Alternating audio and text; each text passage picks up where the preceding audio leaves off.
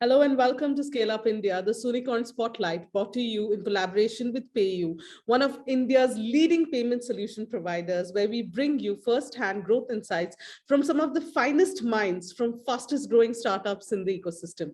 Today, we might not be talking to a startup founder, but we are here to talk about the nuances of fundraising for aspiring unicorns.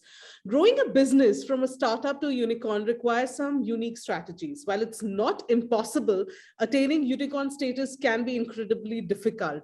History shows us that most startups only have exceptionally rare chance of attaining the coveted unicorn status. But that being said, there are startups that beat the odds and do it with such panache and grace.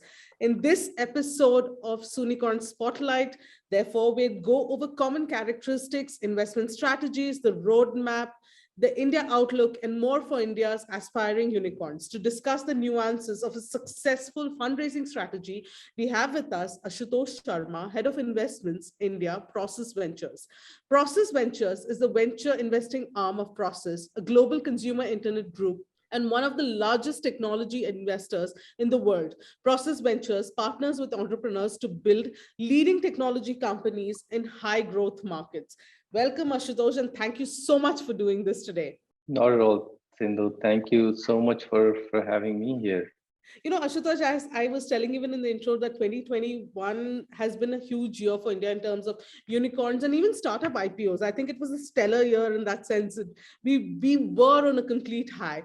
What do you believe is the current outlook of the ecosystem for this year? How does it look like? How does 2022 look like? So, look, I think there has been a global sell-off when it comes to tech over the last few weeks. I'm sure you and your viewers have noticed that.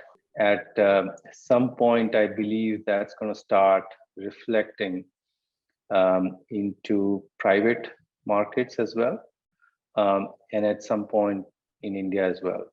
And so, for sure, I think the macro outlook in the startup ecosystem this year is one of cautious optimism.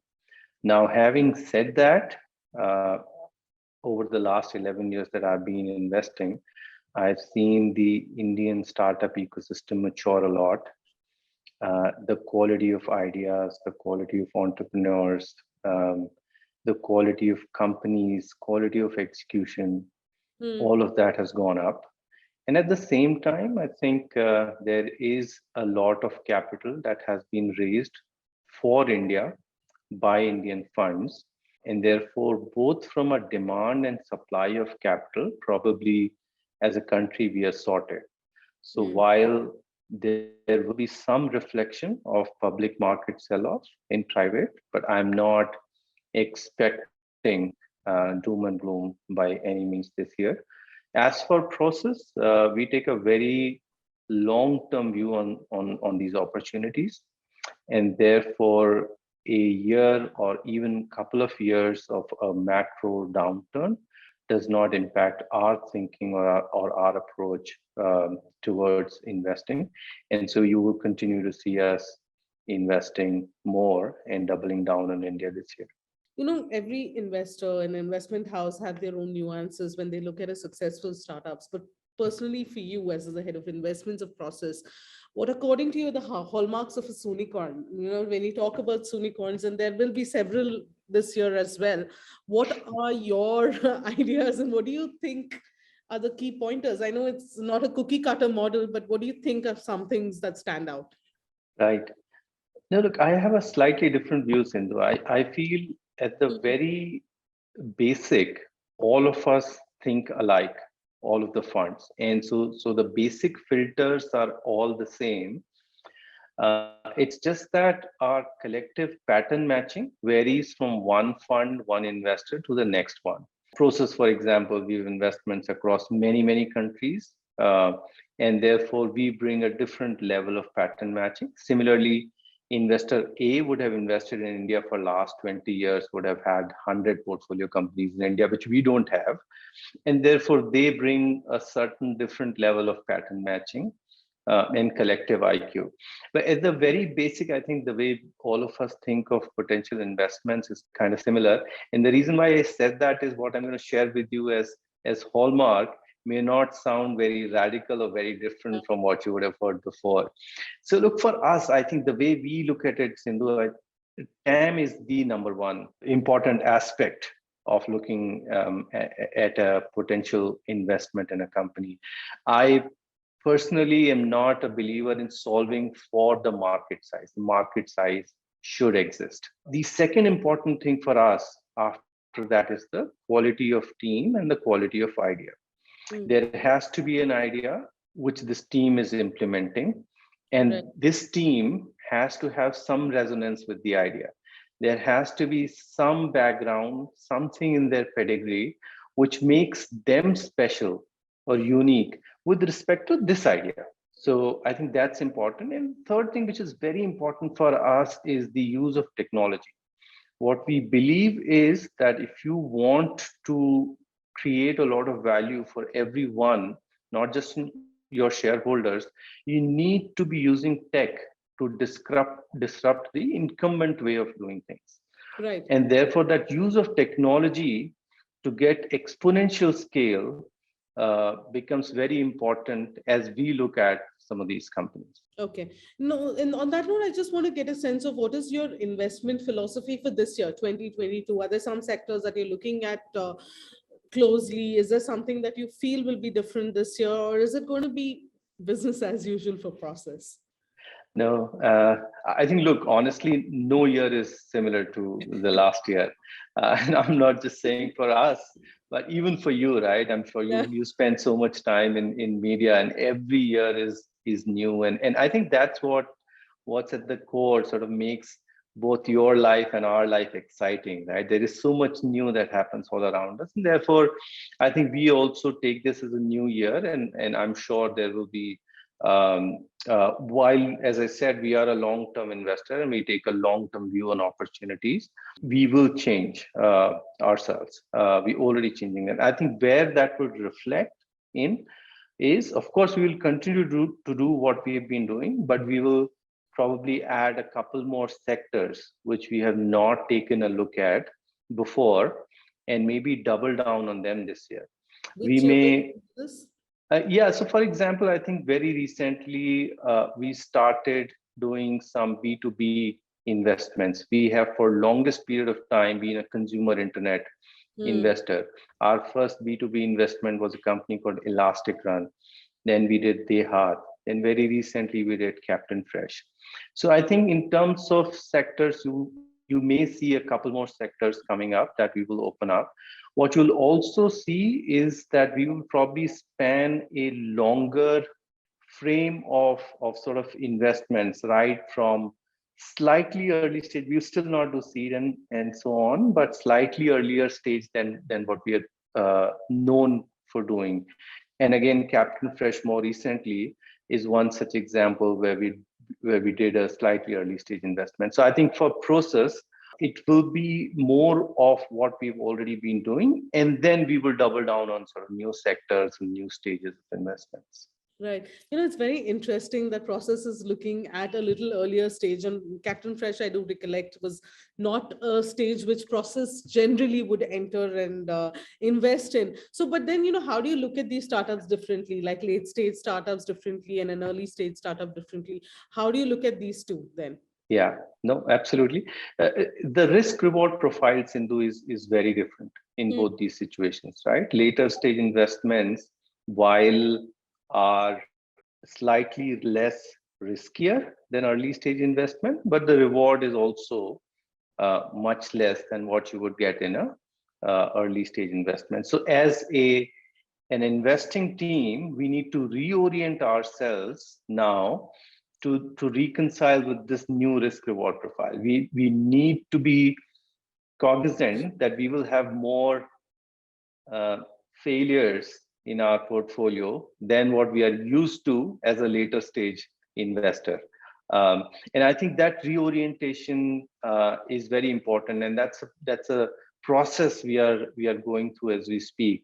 Now, the lens, of course, is also slightly different. When you are evaluating a later stage investment, there is a lot more data that's available for you to make a call. There is a lot more reference checks, for example. You can talk to customers, you can talk to vendors, you can do so much more.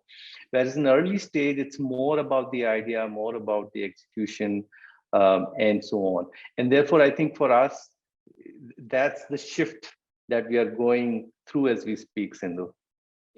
It's also interesting because in the earlier stages, you're looking at a million to 10 million to $15 million. But when you are an aspiring unicorn and as your valuations increase, the sum of those investments also significantly increase. Now, while as a founder, that also means parting with significantly more equity, what I'm trying to understand is it also means a new level of risk for the founders. So how would you advise the startups to negotiate these intricacies? Because now suddenly there are multiple investors on board. You have to manage many investors, you have to talk to many investors, and everyone has to be aligned. So it's a completely different ball game. You're not only managing your company and your team, you're also managing a cap table, so to speak. So how does Yeah. that work? No, no, absolutely. I think, look, again, from a founder or a management team perspective, I would not get too hung up on uh, how much you're looking to raise. It Mm. doesn't mean that if you raise more, part with more equity, you'll become a unicorn or soonicorn sooner. There is enough examples, as you know. There is Zerodha, there is Zoho, probably never raised Yeah, money or never raised much money, but absolutely. are very, very solid companies, of course. Mm. So yeah, I think as as senior management, as founding team, you should optimize for how much money you will need to hit the next set of milestones. And Mhm. till the time you are able to raise that money at whatever valuation you think is right, I think you're sorted. Your other question is also very interesting, which is now that you have different types of investors on the board, on the cap table, you have to manage different types of expectations. Your early stage investors may have come in 3-4 years before, and therefore in the next couple of years may be looking for an exit, whereas your late stage investors have just come in and therefore probably are not too keen for you to find an exit anytime soon. They want their money to compound. And I think in that sense, it's very important for you as a founder to set the right expectations with both the groups.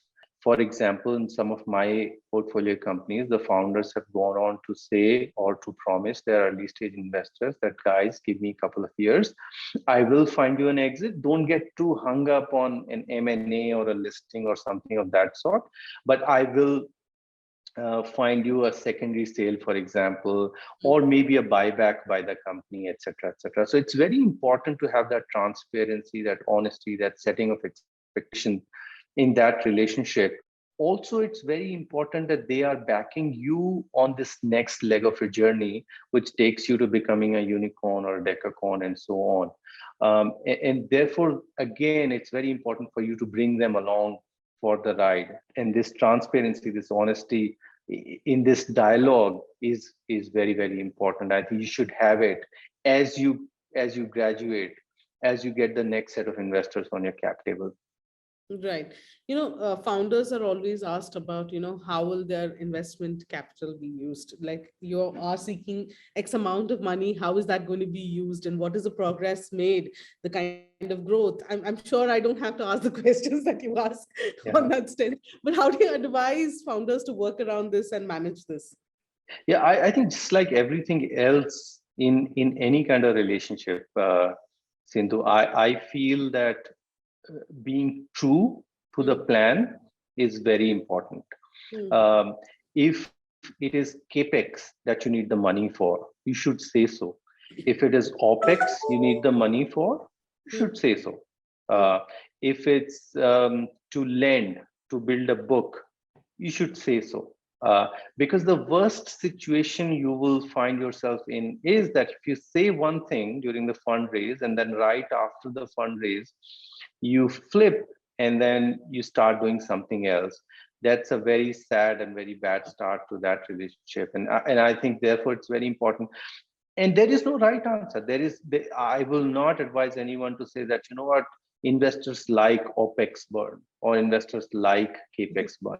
There is no right. You should say what's right for your company. And I think that becomes the most important. And by no means any investor will mind if, let's say, 6 months out you figure that my earlier plan is not working and I need to now use this money for something else.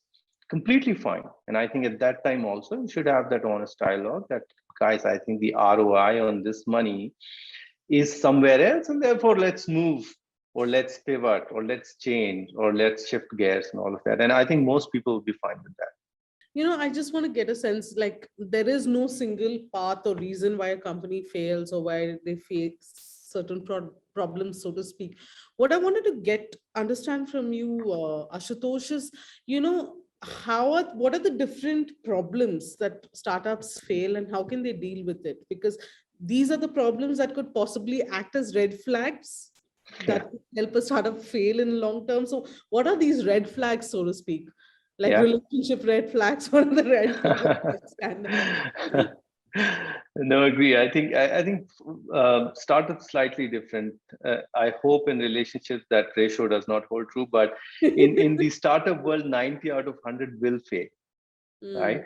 So there is many more reasons, many more possibilities, parallel worlds in which you will fail, then you will succeed. And yeah, therefore there is, like, there's n number of reasons, but I would say probably let's put these reasons into two different buckets. One is about the idea of product, and then one is about the people's aspect of it.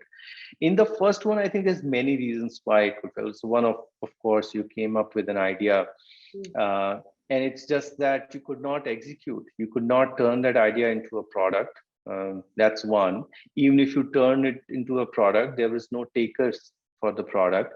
Even if there were takers for the product, there's nobody willing to buy or pay for the product. Even if you found 10, 15, 20 people who pay for it, you could mm, not find hundreds or millions of people who will pay for it. And I think there's n number of reasons in this journey where one could fail, and therefore you see a lot of times people get to the next stage and then figure out, oh, but this product in this form may not work, and therefore I will need to do this, I will need to do that, and so on. So I think this is one set of reasons, and you should therefore always be agile, always be nimble, always be listening to your customers and figuring out how you should change, shift either the product or go to market strategy and so on. Then the right. second aspect of this is sort of people's aspect. um, one thing that has stuck for me is inability of the early management to hire and to delegate. So it's their idea, right? It's been their baby for the longest period of time, and therefore that ability to let go is not there. Whereas you only have 24 hours in the day, and as a senior management, it's important for you to leverage that time well on the most important strategic angles related to your company.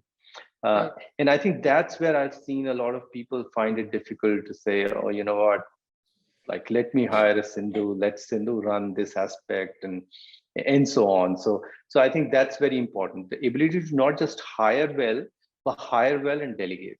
I think on the other side. Right.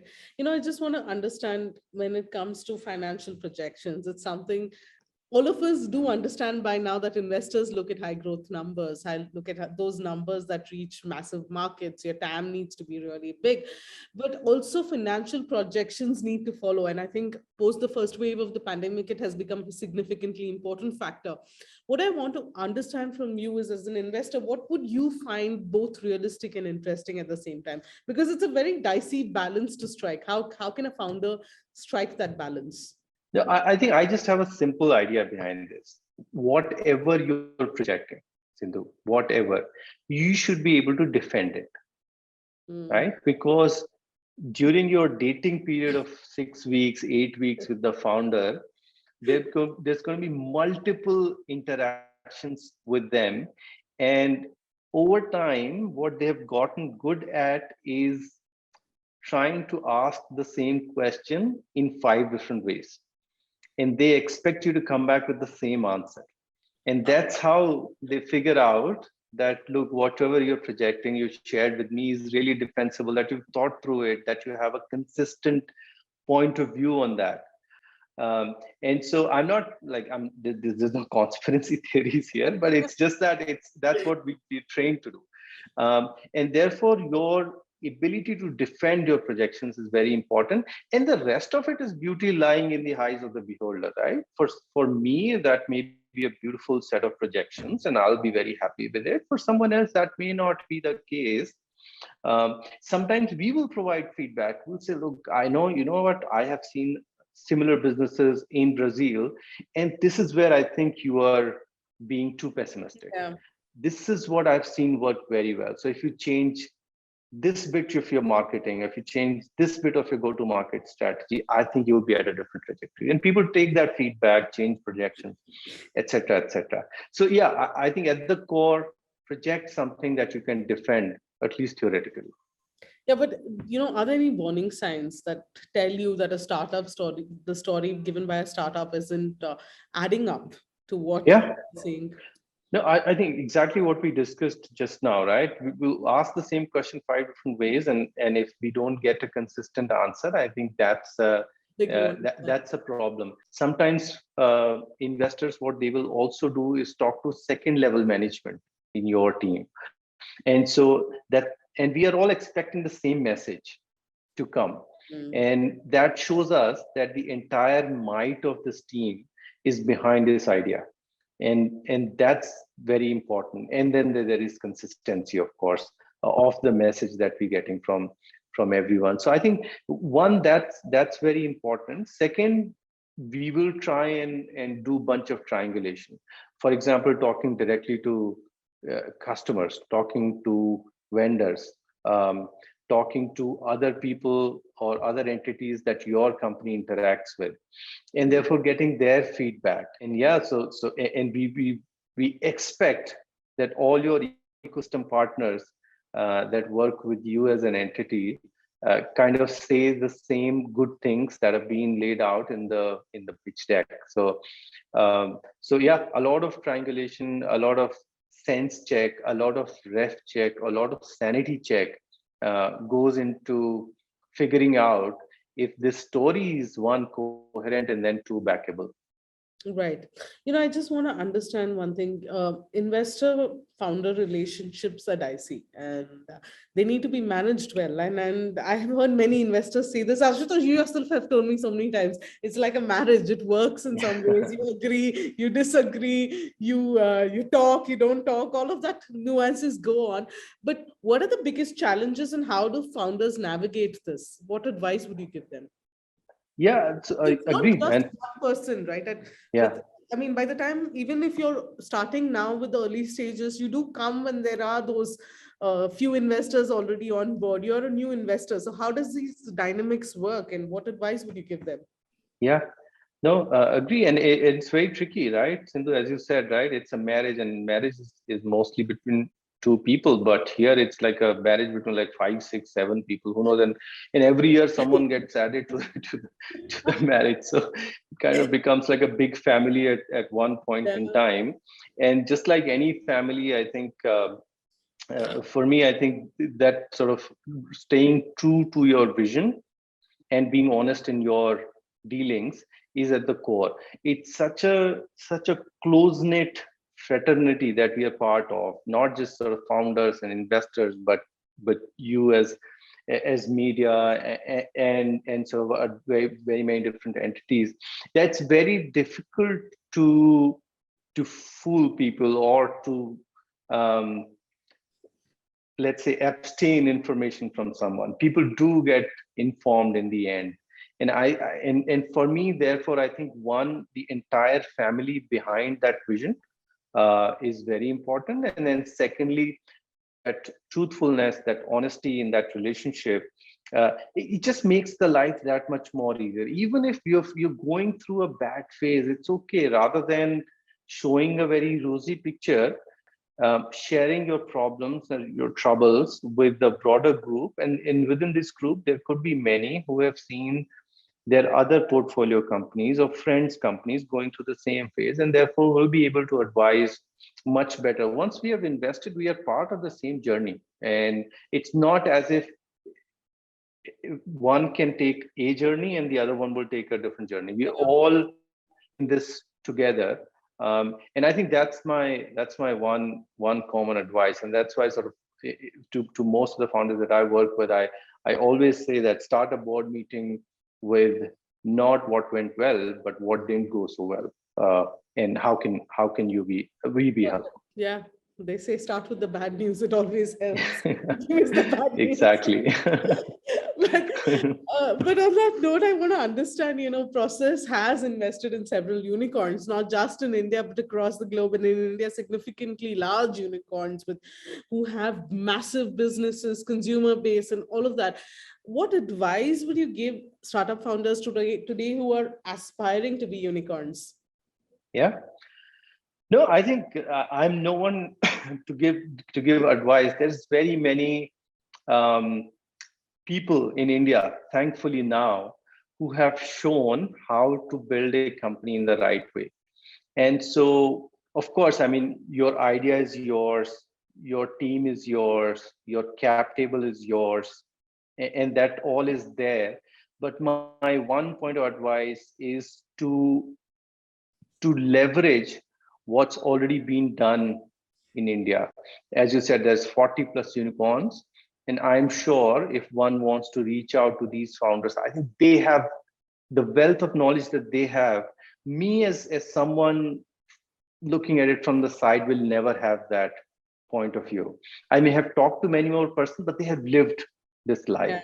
So I think it's very important for you to find from this group of 40 or maybe 100 couple of mentors that I think the kind of impact that will have on your journey will be many folds the amount of time that you will end up investing with some of these guys. So I think, of course, everyone does product, everyone hires and all of that. So I don't have any sort of extra piece. The one extra piece of advice I'll have is find 2-3 of the guys that have been on this journey before, and have them as mentors and take as much of their time as they are kind to provide to you.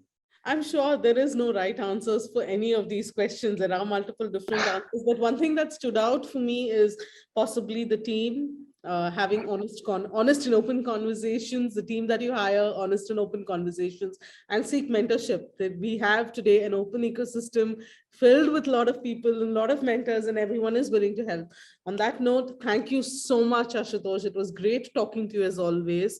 And it was a very insightful and interesting conversation. Thank you so much for your time.